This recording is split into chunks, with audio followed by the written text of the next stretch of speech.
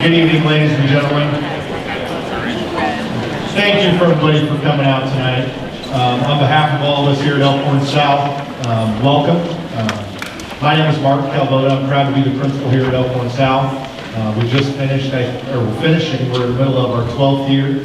I've had the good fortune of being here the entire time, and as have many of our staff members. So we're really proud of what we do here at South, and I want to start off with, how many of you have a student or have had a grad? This isn't your first freshman registration night. How many? I see some vets.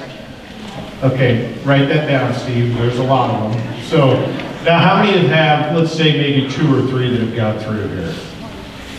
Anybody that's got like 4 or 5? We're looking for parents to come up and help us. So if you've had 3 or 4 or more, we'll get you on the panel. I said, Jennifer, she helps a lot. We can get her. So, folks, thank you again for coming out. Your commitment to our kids is invaluable to us. Our partnership, we could not do what we do without your help. And I think that is one of the key things at Elkhorn South, is no matter how big we get, or the Elkhorn Public Schools, no matter how big we get, we value you as parents as a sincere partner to this whole operation. If we have congruent, consistent messages, if they're hearing the same thing at home and valuing education at home, they're hearing the same thing here at school, then we're going to have success. One thing unique about Elkhorn, I believe, is that we're not a hierarchical system. If you need something at the high school, you call me, you email me. I think there's more parents that have my cell phone number than not, which is good news, bad news sometimes. But please understand that I'm part of this team too. And that we're working for your kids. We'll have about 100 teachers in the building next year, about 125, 130 total staff. And I believe that we all have the same vision, and that's to help your kids be successful. I think we are a fantastic high school for most of our kids. Our goal is to be a fantastic high school for all. And we continue to push in that direction. So with that, if you need anything from me, I'll be around all tonight. You know how to get a hold of me. If not, ask a friend. They probably have my cell phone number. And I'm happy to help and happy to serve this community. With that, I have the pleasure to introduce our team. Miss Rachel Bruce Sager, recently married, is our assistant principal. Corey Philo is our new assistant principal. She hasn't started yet, so she doesn't have an email address, but she will be joining our team next fall. And Mr. Joe Cross is our dean of students, also joining us next fall. Mr. Ortmeyer has been here for several years. He's our activities director. He's a crowd favorite. And then Deputy Rainmaker is unable to be here tonight, but if you spent the time in our building, you know Tony for better or for worse. And counselors, if you please help us welcome Mr. Gosnell. He handles, the great thing about here is we handle them alpha. So you will have the same counselor all the way through. So Mr. Gosnell handles A through DI. Mrs. Megan Coghill, D-O through H. Mrs. Hoke handles I through M-O-N. Mr. Kingston, M-O-O to S-H. Mr. Patras, S-I to Z. And then Penny Roll is the secretary, who's also extremely helpful in the registration and any other questions that you have. So with that, again, thank you for joining us tonight. Please let us know if you have any questions as we progress. Thank you. All right, thanks, Mr. Calvota. Again, my name is Kyan Kingston, one of the counselors here, and welcome parents and 8th graders, the class of 26. We visited with all 8th graders at ERMS in Valley View about a week and a half ago, and asked them to look through the curriculum guide that we provided, and you have the registration sheets in front of you, and so we'll look to finalize that tonight. We will do a brief overview of the curriculum, and then as Mr. Calvota noted, we'll have a panel discussion toward the end of the evening with current students of all grades, actually. So again, our big job tonight is to schedule your students, and so on the back of that schedule sheet, that's what we've been taking a look at for the last week or so. There also is essentially a 4-year plan in the curriculum guide, if you haven't noticed that. We encourage our students to do that every year, and I think one of my colleagues will be visiting that. You're going to hear from all of us here this evening. by the way. So just on this sheet with freshmen, if you notice, there are not a whole lot of choices, simply because there are a lot of requirements that you're taking care of in our 7-period day. And so English, math, science, social studies, again, not much of a selection there, but we will walk through those. When you look at PE, the state of Nebraska requires 1 full year of PE, and all of our freshmen take 1 semester. We're on a semester system here, just like your student was at Earns, Value, and so on. But our freshmen will take a semester of PE and health, and then the student has 3 years to complete the second semester of that. But you notice on the other side of PE, that's where your student is either putting it in a study hall or another elective. And then you see 2 other elective spaces for the year. So our job tonight is to make sure those are filled in and that your student is ready to go and ready to get back to focusing on their 8th grade studies. All right, so we'll talk about some of those electives here later, but I wanted to kind of pick out, in terms of the core areas, again, not a whole lot of selection, but there's a lot of thought that goes into, whether your student's taking honors English or regular English. For students who are taking honors English, we're heavily looking at those standardized test scores. We also are taking a look at grades to make sure a student's successful, taking their language arts and reading class. I don't have the numbers in front of me, but over half of our incoming freshmen will end up taking the honors English class.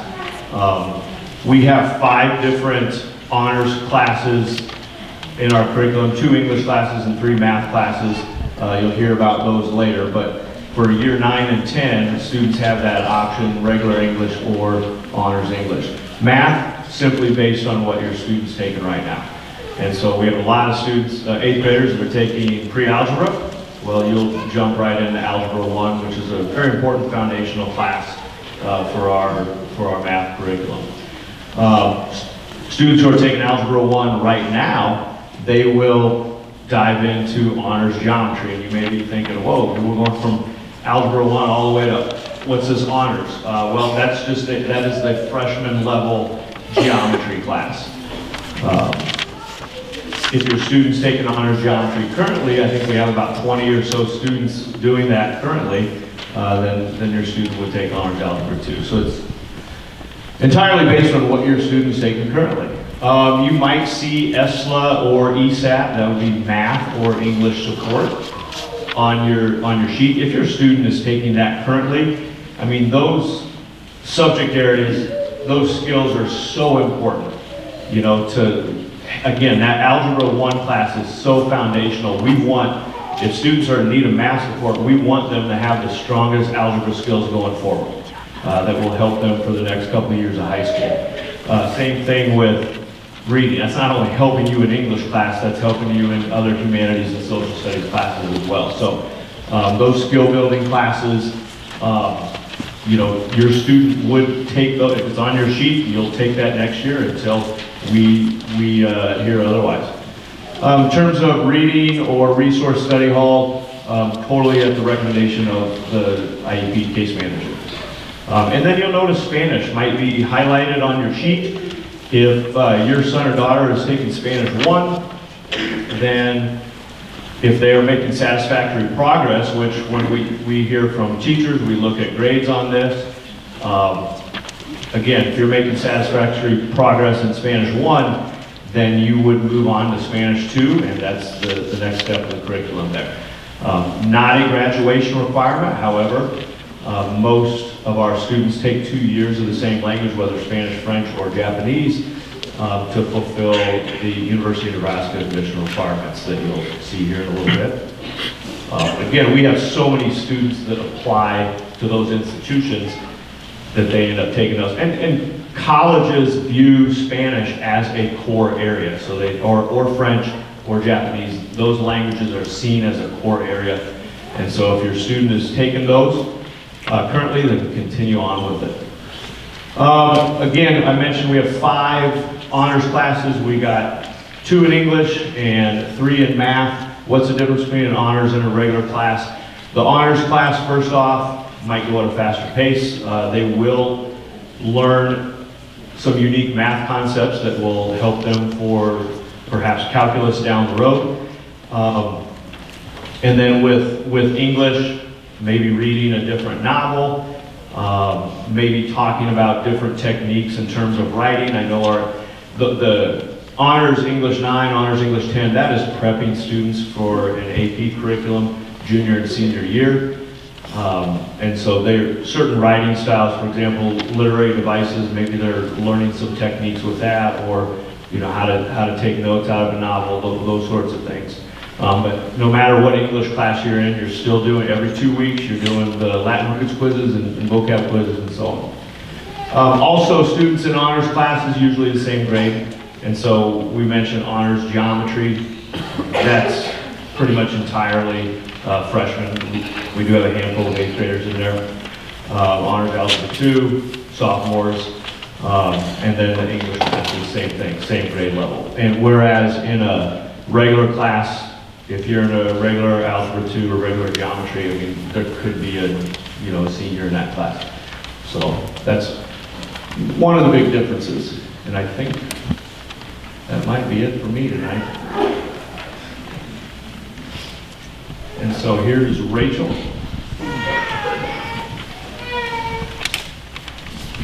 This next slide is pretty important. We're going to revisit with your student every single year that they go through registration, and really what it is a chart of what are the graduation requirements from Elkhorn South versus the university system. Because we have so many of our students that go off to UNL, UNO, go off to state schools like UNK or Kansas State, we want to see that they're making those exact same benchmarks that those schools are wanting to see. So if you look on this left side here, you see that both Elkhorn South and UNL, for example, want to see 4 years of English. So every year that your student registers for a class, they're going to be taking an English class. Kind of same thing for math. Elkhorn South wants to see 3 years. However, UNL wants to see a year above Algebra 2. So they're wanting to see 4 years. And so I'd also guarantee that your student will be taking a math class their senior year, because we just don't want them taking a year off of math. And so plan on, just like English, that your student will be taking 4 years of math. But for science and social studies, UNL, for example, only wants to see 3 years. Same thing with Elkhorn South. So if your student wants to be done after their junior year, they're sure welcome to. But senior year, it's not unheard of. If science or social studies an interest area for them, they might take 2 or more classes in that specific area. But definitely plan on 3 years. They'll be taking those 2 core areas. And then the next one's PE. That is an Elkhorn South graduation requirement, but Mr. Kingston brought up that all students will be taking PE 9. It's on your registration right now, so they can either take it over the summer, they can take it their freshman year, but they just need to take that one for sure. And then they need to take 1 more semester, and that just needs to happen before they walk across the stage. So sometime during their high school career, they'll take 1 more semester of a PE class. The next one here is personal finance. So that's a financial literacy class. That's 1 semester that your child is required to take. A lot of students do take it freshman year, but they're definitely not required to. They can take it over the summer online. They just need to take it before they graduate high school. And so the next one that's not a part of Elkhorn South, but is a requirement for the UNL system, UNO, is that 2 years of a foreign or world language. So your 8th grade year, if you're taking Spanish 1, that counts. It just needs to then continue on with the same language. So getting through Spanish 2 would be required of that 2 years. And so after Spanish 2, it's kind of that time where you'll have to decide, do I want to continue on to 3 or 4? Because those entrance purposes for UNL is for entrance. And so there might be majors that your student would choose once they're at UNL, for example, where they may need to continue on. So that'll be a great conversation you'll have with your counselor and your teacher. Do I continue on after that year? But if you want to start with Japanese 1 or 2, you can next year, as well as our French class with 1 and 2. But that might be a big decision to make, a discussion to have. What do I do with my world language? However, it's really important to note it is not an Elkhorn South graduation requirement. So if it doesn't fit your schedule, it's not appropriate for your student, it's okay, because it is not an Elkhorn South graduation requirement. However, it is a great credit to have, just like Mr. Kingston said, that it is considered an English class, another core rigorous class. If you're looking at schools outside of the state of Nebraska, it is kind of important to think about Some of the other requirements that some schools might have out of state, and the most common one would probably be California. They're wanting to see a fine arts, a full year of that, and they're pretty strict on making sure that's happening. Naturally, that happens for a lot of our students, that they take band, choir, art, but if you are looking at schools outside of the state of Nebraska, it is important to kind of look and see, are there any differences? Another common one might be chemistry. So some of the state schools might require that your child takes chemistry. For UNL, they're just wanting to see those 3 major science classes, but they're not being specific on them. So those are kind of examples for that. But again, pretty important slide. We're going to revisit this with your student every single year so they understand what are the core classes I must take for graduation versus what are some classes that I definitely need to take to continue to keep them as many doors open as possible once I leave Elkhorn South right away. Mr. Kingston also brought up that there's a 4-year plan that you can start creating in the curriculum guide. Obviously tonight the most important thing is making sure you're just solidifying your 9th grade classes. However, it's kind of nice to start seeing what am I going to be taking over the next 4 years, because there's often a lot of classes that have prereqs where you need to take a class before you can get to that one. So it's kind of nice already to start seeing if I want to get to AP Chem, or I want to get to AP Bio, or I want to take Spanish, AP Spanish, what do I need to be taking each year to make sure that happens? And so you're sure welcome to go through that and kind of start mapping it out. Next year, when your student is in 9th grade, that's when we really start going over their 4-year plan and we start writing it out together. But that is definitely something that you can already be starting now to see what are some important classes you must take in these next few years to get to some ones that are really important for you. Also, we definitely encourage students to obviously take rigorous classes, but this is your time to take a lot of different electives that are of your interest, so it's nice to find a balance between things that you would love to take and want to experience, as well as those core classes that you have to take care of. But know that we'll revisit that every year with your students to see what makes the most sense for them. And now, Mrs. Cogdell's going to go over some of the core classes that you'll be taking. All right, so I'll walk you through all of our core classes. I won't spend a ton of time on things, but I do think it's helpful to just see the flow chart so that you kind of understand how things will flow over the next 4 years. So starting with English, you'll see on the side here with Honors English. So for students that are recommended for Honors English 9, then they would go on to Honors English 10. Then you'll see that there's a couple different classes up there that are labeled AP.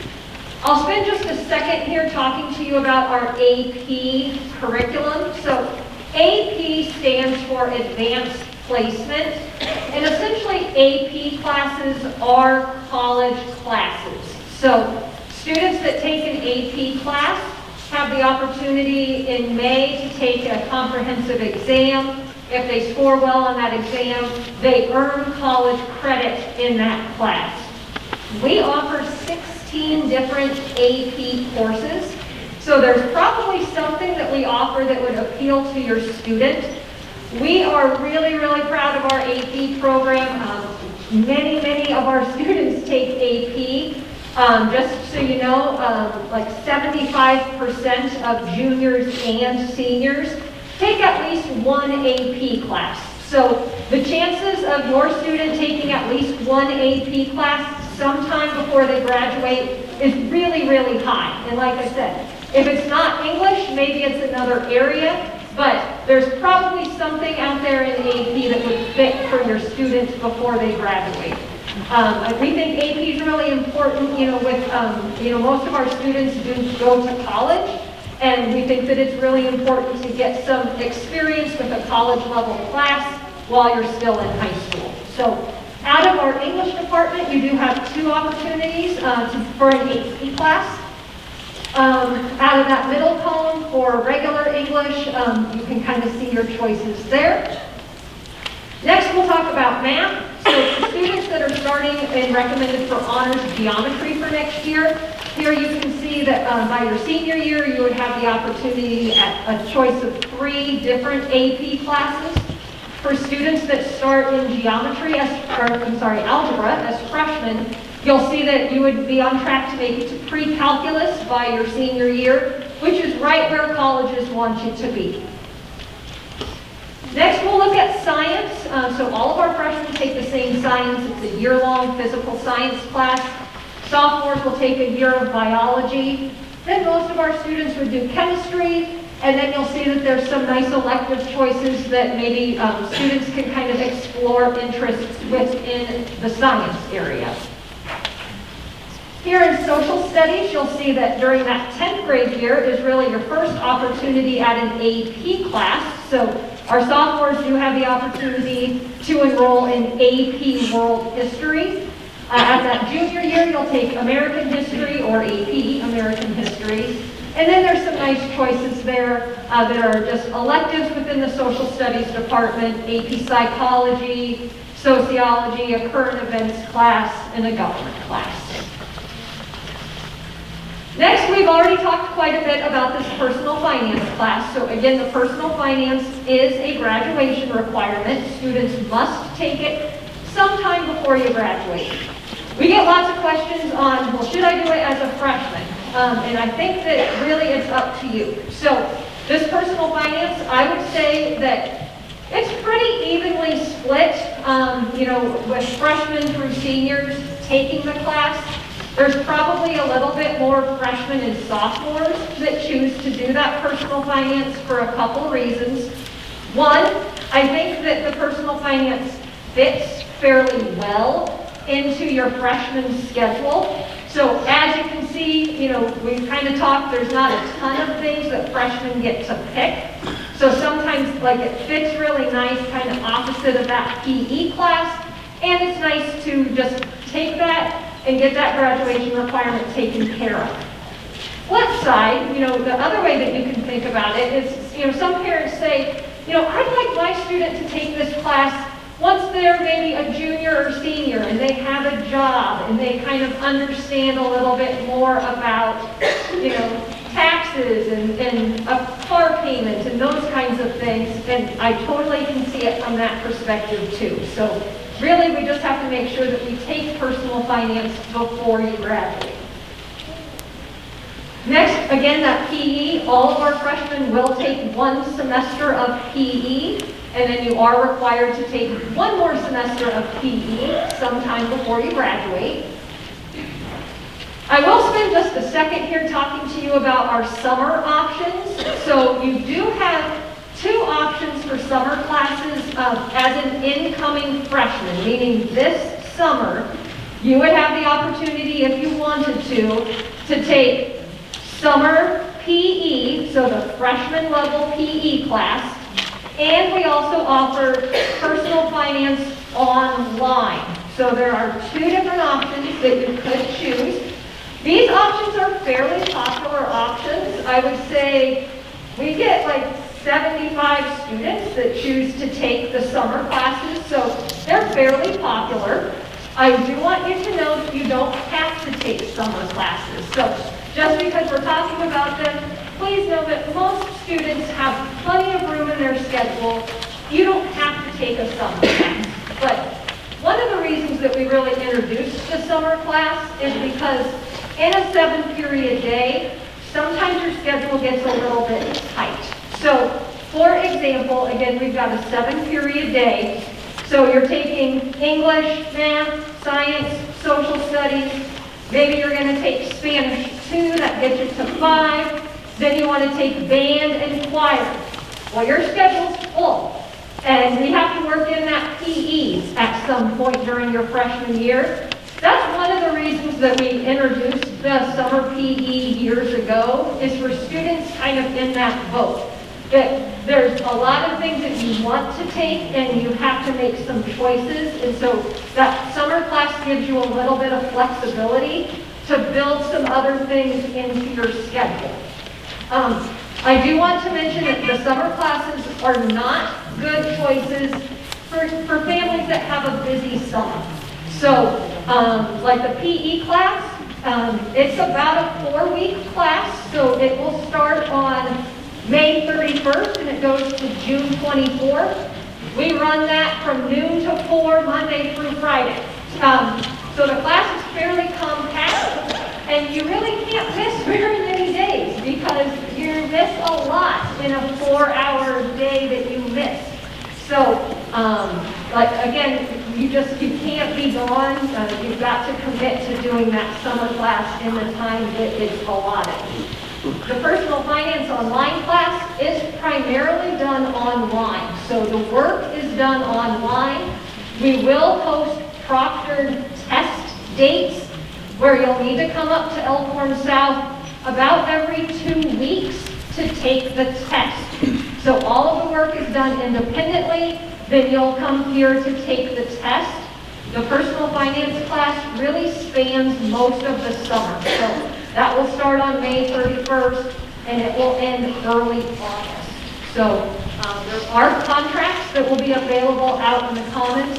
If you're interested in the summer class, what we'd like you to do is just indicate your interest on your registration sheet. So you can see at the bottom, there is a space down there at the bottom of your registration sheet that asks you to tell us if you're interested in the summer class and to tell us which one.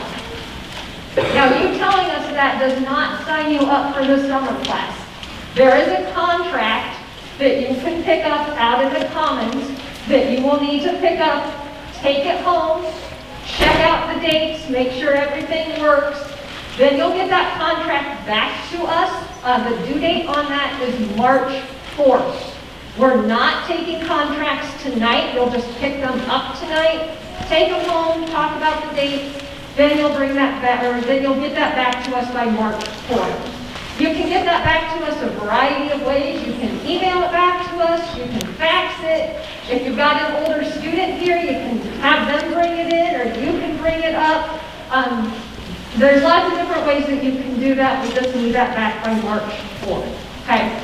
It is helpful for us if you do indicate at the bottom of your sheet tonight that you're interested. That's just a nice way for us to know who's interested, and then we can also reach out to you and remind you to get the contract back to us. So that is the summer stuff, and now Mr. Gosnell is going to talk to you about electives. Okay, so now we're going to complete the remaining portion of your schedule.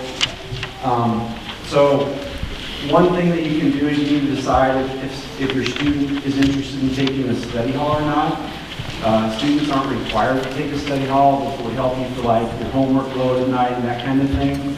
You can either take a study hall for one semester or for both semesters.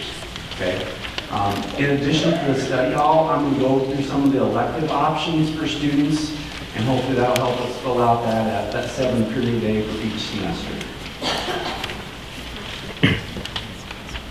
Okay, so the first area we're going to talk about is world language.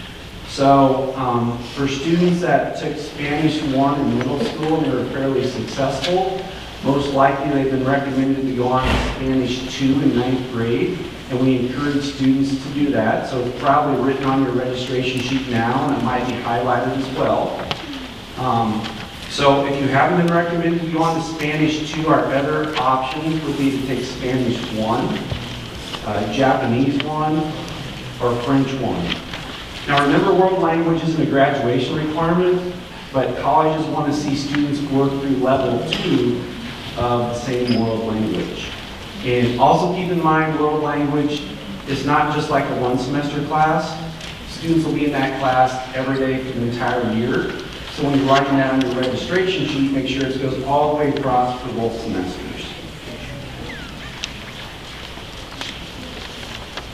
All right, the next area we're going to look at is fine arts. Over on the left is music. So freshmen really have 2 options for music. I know several of you are involved in middle school music now. The first one would be freshman chorus, and the second one would be band. So just like world language, music classes last every day for the entire year. So if you're writing that on your schedule, make sure it goes all the way across through both semesters. In addition to music, we have drama. So a few options for 9th grade students would be, and keep in mind, moving forward, all these elective options are just 1 semester in length. You can tell by, there's an asterisk next to the course name, so that's what that indicates. So acting, you'll do some like audition, improv, scene work, those types of things. The second area under drama would be speech and debate. So just like it sounds, you'd write and present different types of speeches and learning debate skills and techniques. And the third one there is stagecraft, which is which is a technical part of being in our theater program. It's kind of like the lighting, the set, that kind of thing. In addition to fine arts, we have art as well. So all students would start with obviously level 1, which is at the top of that flow chart. Okay, so with art, you're going to do design elements mainly in drawing and painting. Okay. Once students finish that level 1 art class, then they're free to move to level 2, which would be Art 2, our computer-based art classes in Illustrator or Photoshop, or ceramics. So those are fine arts.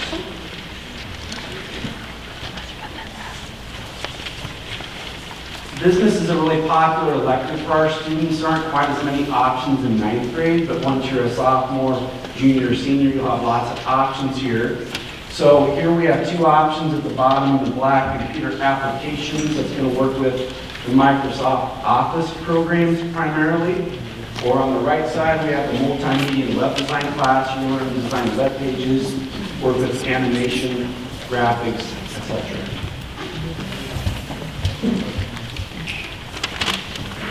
More business options. The main one here for 9th grade students that they're eligible to take would be personal finance, which is obviously that money management class that's required for graduation. Mrs. Hogg already talked about that. That's also a class you can take at any time in grades 9 through 12, or there's a summer online option as well.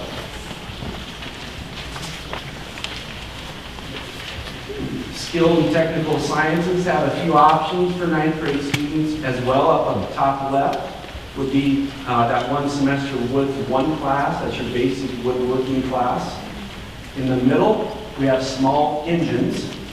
That's just the kind of the principal elements of how an engine functions. They work on maintenance and those types of things. And then over on the right, Intro to Computer-Aided Drafting, we call that ICAD for short. So that's for students that are interested in learning about architectural design or engineering. So a few good options here as well. Family Consumer Science, there's 3 options you can see in the middle for 9th grade. The first one being textiles, clothing, and design. So that's clothing, construction, fashion. The second one would be housing and interior design, so you can work with floor plans and furnishings. And the final one is child development. Okay, 2 options for Family Consumer Science.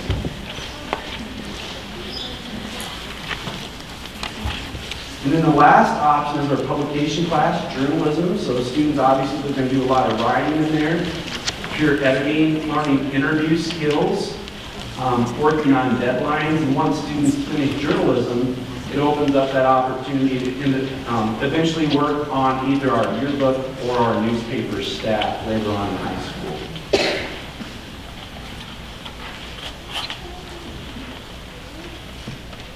Okay, that's all the electives, so I'm going to turn it over to Mr. Patras. He's going to run our student panel.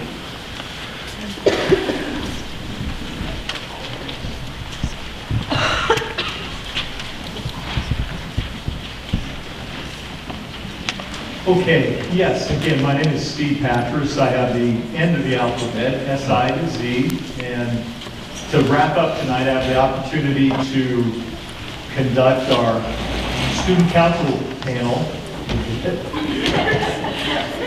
So each year we try to bring in our student council just so the students, you can hear from them all of the things that we're talking about tonight, but kind of firsthand from students. And I guess just to start with, as a parent myself that has had students go through our system, as you're sitting there, especially if you're a first-time parent, my advice to you would be trust the process. A lot of people have put a lot of time into figuring out the appropriate English placement, math, how that schedule all fits together. So trust that process, and as we go, if you do have questions, make sure you reach out to us. But I think the student council will kind of reiterate some of that here as they talk. So maybe first, ladies, do we have the mics on? You good? No. I think, yeah. Okay, yeah. Okay, so Ellie, let's start with your name, grade level, and activities that you're involved in. Hi everyone, my name is Ellie Adamson and I'm a senior here at South. Here I'm involved in student council. I'm on the Unified Green team. I'm a member of the tennis team on NHS, and then I'm also an editor of the school magazine. Awesome. Hi, I'm Elena Lorkovic. I'm also a senior here, and I'm involved in obviously student council. I do tennis. I'm president of DECA, and I'm a member of the senior class board and SAD. Hi, I'm Paige Klein, and I'm a junior. I'm involved in student council, show choir. I do tennis. I am vice president of junior class board, and I'm an NHS. Hi, my name is Frankie Parks. I'm a sophomore. I'm in student council, DECA, and yearbook. Hello, I'm Grace Nichols. I'm a freshman, and I'm in FCCLA, student council, and show choir. So I think the first question would be, do we have boys on student council? We do. Believe it or not, we do have men on our student council. All right. They just aren't brave enough to come up here and be on the campus. Right, okay. So let's start with maybe what surprised you most about high school? When you were sitting in their seats as 8th graders coming up, what surprised you most? Well, I would say for the thing that surprised me most was how much more freedom there is in high school. In middle school, it was pretty structured, and your teachers would tell you when exactly your assignments were due and what you had to do every night. But I feel like in high school, it's more they tell you when it's due, and it's up to you when to do it, and you kind of have to learn to manage your own time, which actually turned out to be a pretty good thing because some nights you can ration your homework out so that you do more, and other nights you can kind of take a break. But I don't know, I feel like the freedom was really nice. I think one thing that, well, a couple things that really surprised me were how welcoming, the teachers were that first freshman year. They are very, they know the spot that you guys are in. You guys are, new to the school, and they're going to be gracious with you. They're going to be kind to you. It's very nice. And I also think that how many clubs and activities there are here. There's so many that you can be a part of, and it's, they're all amazing. So get involved. So you kind of addressed this, but maybe if anybody has anything else to say with how are middle school classes different than high school classes? And you touched upon that, but does anybody have anything else to add? I definitely agree with what you were saying. It's much more like this is going to be due at the end of the week, and you need to get it done, which works really well for a lot of people's schedules. I'm like, okay, so I have swimming on Tuesday night and nothing on Wednesday, so I can really ration as well. And it's a lot more manageable. It fits more to your schedule as opposed to having it like rigidly structured. It's very nice. In addition, I found a really big part of the change was definitely the options I had for classes. Because obviously in middle school you're very regimented and you take the same classes as all of your classmates. So I really liked the freedom that you had to choose what you wanted to learn about and what you wanted to do with your time in school. So you do a really good job of accommodating your interests and just widening your scope of classwork. Were there any classes that you were concerned about, the most worried about, and how did it go? I definitely say going to high school, I was extremely scared of the difficulty level of the classes, but I will say it was a pretty smooth sailing into freshman year. It wasn't too difficult, so don't stress out about that you're going to get into high school and it's going to be like 10 times harder than middle school. I definitely say it's nothing to be worried about. Also, going along with that, when I transitioned into high school, I was a little bit nervous for Spanish, just because in middle school it had been every other day, and in high school, as I'm sure many of you know, it's every single day. So that seemed quite intimidating, but I actually like it every day because I feel like I understand it better, and there's no day in between to forget, I guess, what you've learned. And that's similar to a lot of classes, whereas in middle school they were every other day, and in high school it's every day. I feel like this works well though, because you get to know your teachers and the material really well. I'd also like to add that, and the train is running off the tracks. Circle back to me, I don't know what I was going to say. Okay, all right. With the foreign language, that is an interesting one, and Again, to be honest, I would say years ago, we did have a gap between coming out of that middle school foreign language, that maybe the Spanish, to where we were at Elkhorn South. And over the years, our teachers have worked together and we've really shored up that gap. And our entry-level Spanish teachers in that Spanish 2 do a great job of kind of going to get you where you're at and bringing you along. So if you recommend it for that Spanish 2, again, trust that process.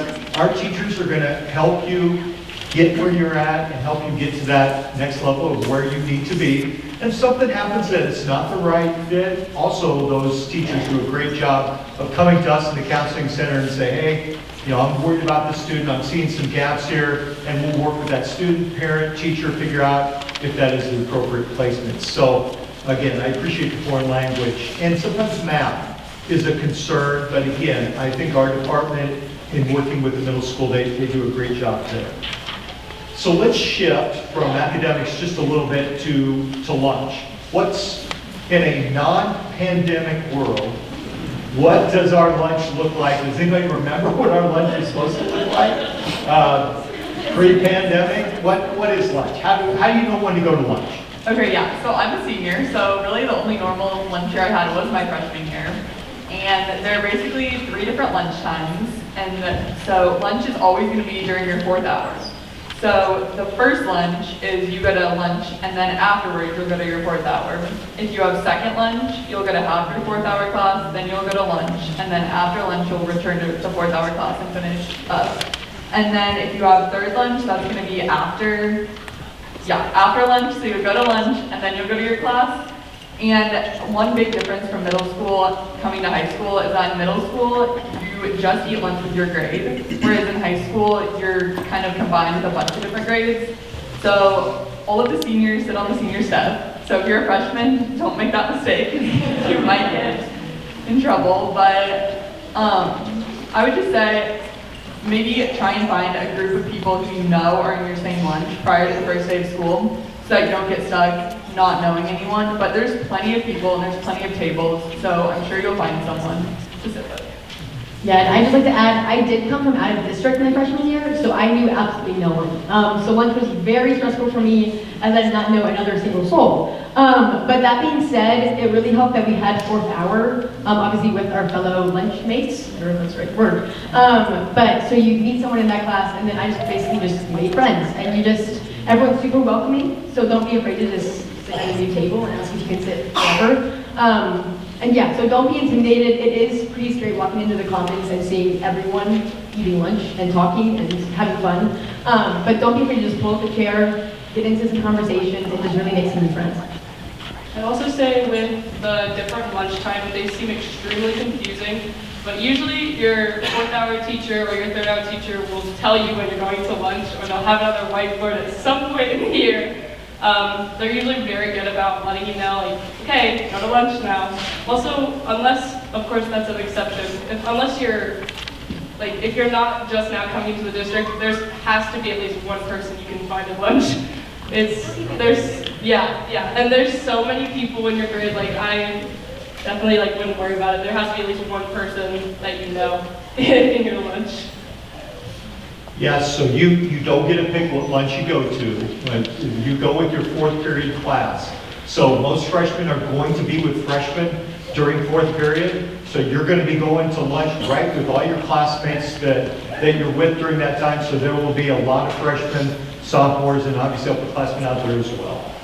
So you'll definitely find a home. Let's talk a little bit about freshman teachers. How do freshman teachers help with the transition to high school? They are some of the most accommodating people I've ever met. I'm one of those students who I am stressed about math. Like language, I got it, but math is not something that just clicks for me usually. And all of the teachers here have been so accommodating, so welcoming, and like they tell you, first day of school, like come into me. If you're confused, come in and ask me. And they've maintained that policy. Anytime I've been confused, I've gone in the mornings and it's been this quick little 10-minute session of like, okay, what are you confused about? How can I help you? How can I like reteach this for you?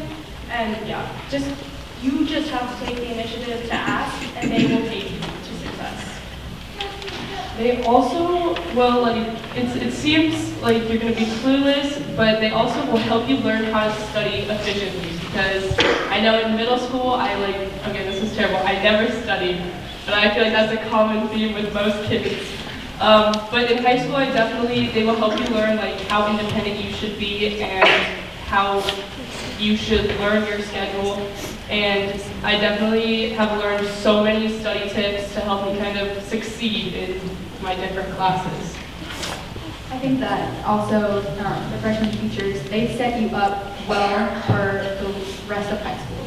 You know, you go into freshman year, you have a lot of expectations, and I think they really do a good job of exceeding those expectations. And I still remember a lot of what my freshman teachers told me to do, and you know, how to study for tests or quizzes or going for help, or you know, just be accommodating to them. I heard Mr. Gosnell talking about a study hall on their schedule.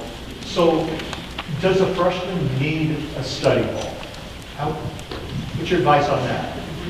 Okay, I'm going to take a personal example. I did not have a study hall freshman or sophomore year. I'm a junior, and I have my first study hall this year.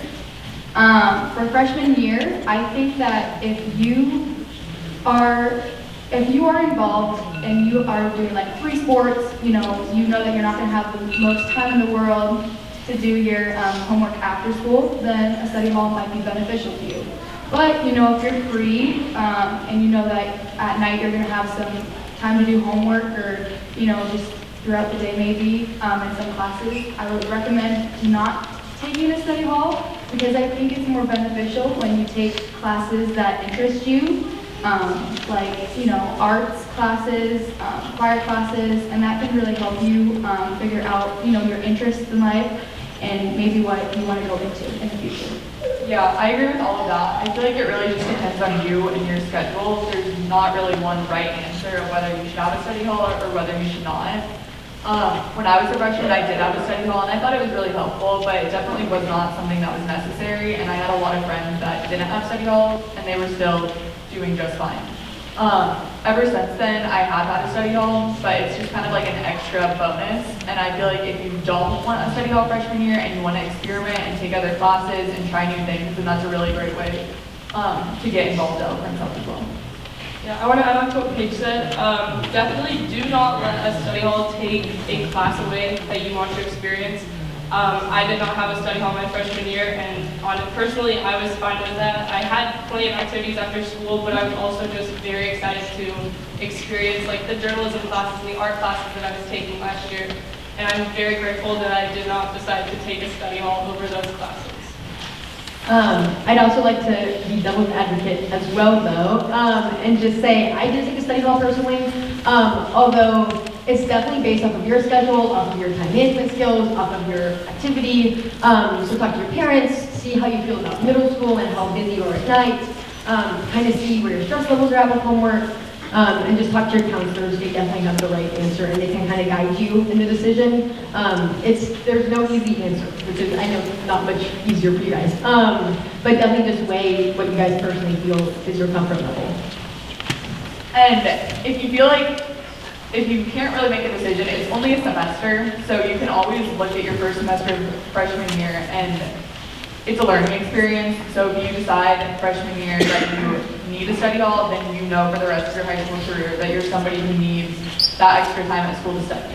So I feel like you can't really go wrong either way. It's just really based on your schedule.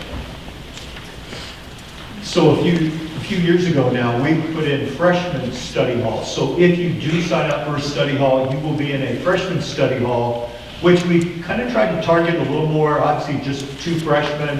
We have an upperclassman in there that can help with some study skills, maybe helping with the class. And then those teachers have been specifically assigned to do that, to just monitor grades a little bit and make sure the homework's getting turned in.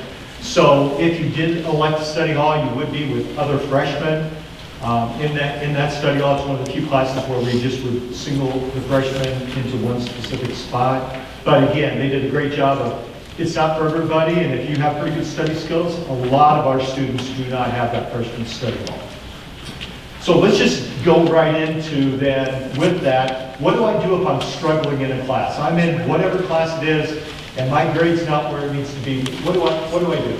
Yeah, so I would say that the number one thing I would advise you to do is talk to your teachers. They're there to help you, that's their job. I know it can seem intimidating at first, especially coming from middle school, and that the transition really isn't that different because both places your teachers want to help you. They want you to succeed in their classes. So I would say that if you're struggling, first I would talk to your teacher. I would also talk to your peers because they're most likely going through the same exact thing as you. I think that's something that took me like a little bit longer to realize is that the questions you have, other kids in your class probably have those same questions and they're probably also concerned about the same things you are. So I would talk to your friends, talk to your teacher, talk to your counselors, and everyone's just really there to help you.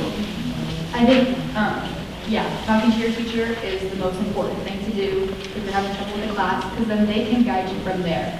They can get you to your counselor, and we have a great tutoring system. So people who have, taken the class or did well in the class, they tutor others. I'm a tutor for somebody, and they find it very beneficial that you're learning from, peers. And that just helps, that just helps them, like in the mornings or in their study halls or after school, just learning the curriculum again and again. And, very beneficial. So we also have after-school academy in our media center. Every day our media center is open until 4:30 for students who just want an extra hour of time to do homework. So that's always available.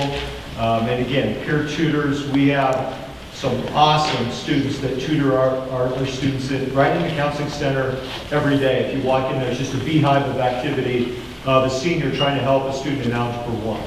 It's just really cool to see. So there's plenty of resources available if something isn't going well. Now one thing that can trip up a freshman is if I miss school. So if I miss a day or two of school, I'm sick, I'm at home, what do I do? What's the first thing I should do? Okay, first thing, if it's an unplanned absence, definitely try to get that email off as fast as you can of like, what can I do to help? And actually, before you do that, check your Google Classroom. Every teacher I have, and I'm pretty confident in saying that every teacher in this school posts a weekly or a monthly calendar of here's what we're doing in class, here's the homework, and it goes through each day. And so you can look at that, and if they have it online already, just do your assignment and get it done, and then you're all caught up already. But if you're confused, email your teacher. They're very good about getting back to you, and everybody gets it. Like, you're sick. That happens. So you have your grace period and get your work done, and you'll be fine. It's very stress-free. Yeah, and obviously if it is planned, like you're on vacation or something, definitely go into teachers before you leave and talk about what you're going to miss. I like to, if I have like a quiz or something, that's a pretty regular thing. I try to get in and take that before, that way I don't have to worry about it while I'm like someplace nice. So definitely try to be proactive and solve the issues before they become issues. And definitely don't be afraid to go to your teachers. It's really easy to get caught like behind because obviously high school classes do move a little quicker. But definitely just run into your teachers, get the help that you need. They're always there to help you catch up, and they're very gracious and generous with their time, and they're very just kind and very helpful in helping you get caught up and get the help you need. Yeah, so if you know in advance you're going to be gone, talk to the teacher ahead of time. Go in, get that done in advance, let them know. If it is the day of and you're sick, if you're up to it, email that teacher directly. And when I say email that teacher, I'm talking student.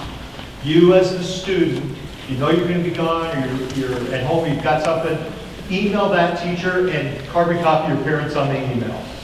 Right, just so mom and dad know what you're doing, you're on top of it. But in high school now, that's your responsibility. Mom and dad aren't always, that teacher prefers hearing from you directly. That way they know you care, you're trying, you want to stay up in their class. So just make sure you communicate and reach out.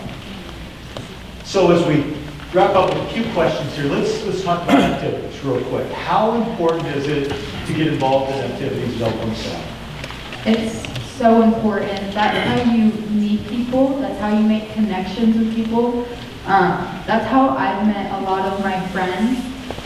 You know, things change in high school, groups change, and it's important to be involved because then you know more people, and it's just, I'm involved in a lot of things, and that's just helped me, again, be more like a part of my grade, really. I also want to mention that activities have really helped me just kind of expand my friend group and like who I talk to, because especially being in yearbook, I've had the opportunity to work with some upperclassmen, and let me promise you, they are not as scary as they seem. Usually at first it can come off like they're like, oh, we're the big boss. But if you're just nice to them, they will usually be nice to you. And yeah, definitely just get involved in clubs because it makes high school a lot more interesting and a lot more fun. I would definitely say you have a lot of time. You have plenty of time, especially over the 4 years. You can even join different clubs every single year. If you join one your freshman year and you're like, might maybe not be for me, like next year, join a different one. We have so many clubs. I don't even think I can name all of them. Yeah, and going along with that, there are just so many options. So if one club or one sport isn't the right fit for you, there are so many options and so many different people and so many different ways to get involved that I'm sure there's a club or an organization or something for every single person.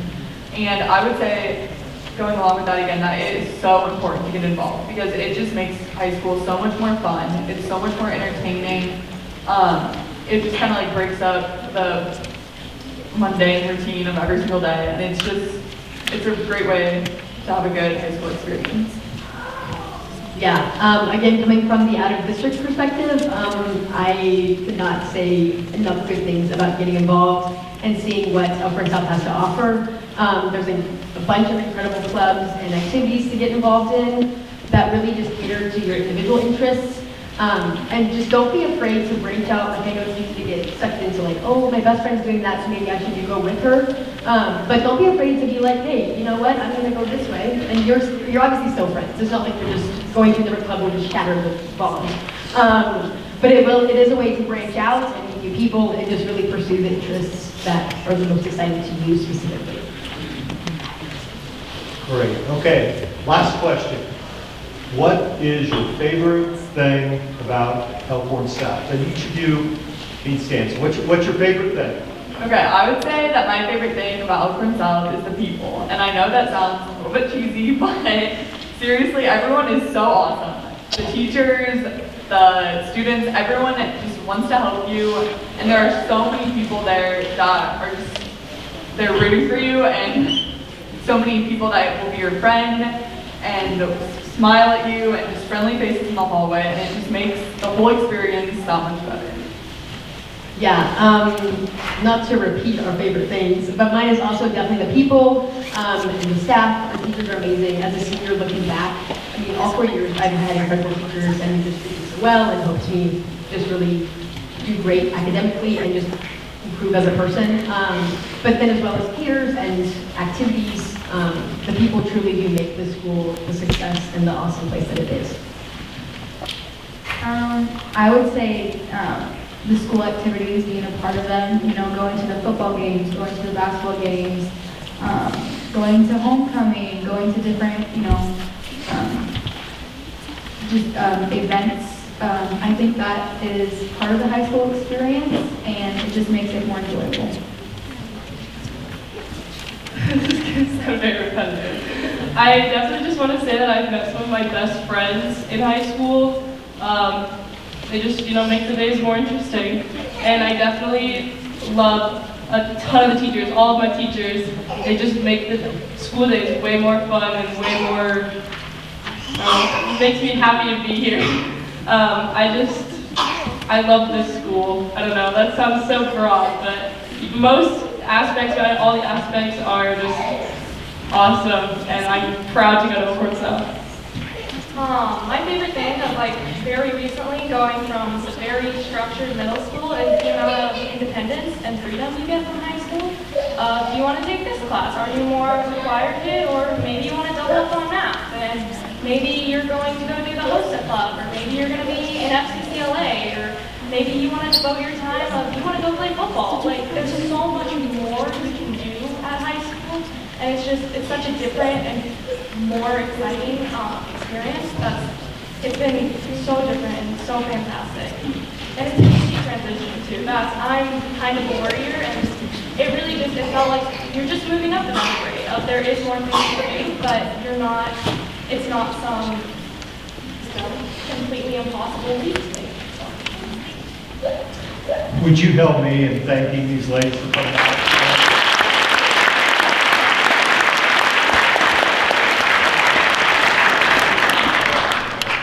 Okay, so before we leave here, we do have a couple things we just need to cover. Activities fair, April 4th, up here at Elkhorn South. All of our activities, sponsors, everybody comes in, has displays. Come up for that. It's a great way for you to see all of the things that they were talking about with what's going on in Elkhorn South. So I really encourage you, if you can, sneak up, not to stay the whole night, pop in anytime, and walk around and see some of the things that are going on. In August, we have an open house where you can come up, pick up your schedule, which will have your classes, your order of classes. You can walk around with your group numbers a few days before school starts and figure out where everything's at. So open house in August, we'll get you those dates as we get closer. What is it? 4th? August 4th. All right, so lockers, pictures, lunch counts, all that good stuff. Then on Tuesday, the 16th, first day of school, freshmen come in the morning. So that morning, you'll have a half a day, you'll come in, we run freshmen through just so you can kind of get acclimated to school for the half a day, and then from there, after that, then you're back on a full day schedule. So that first day, don't forget it is a half a day. And then also tonight, as they've gone through, we want those registration forms turned in tonight. That's our goal, is to collect those. Don't forget, on the back half of that PE9 and help on your registration form, the most forgotten thing is that one semester spot that falls right after that PE9 where that arrow is. Make sure you fill that in. We do have some student council members helping at tables that can answer questions. Administrators and counselors will be out there to answer questions as well. When you leave, we have an exit on this side, right under that sign for you up front. Might be quicker. Some of you can go this way. Everybody came through the back. Thanks for coming out. Don't forget to turn in those registration sheets. Have a good night.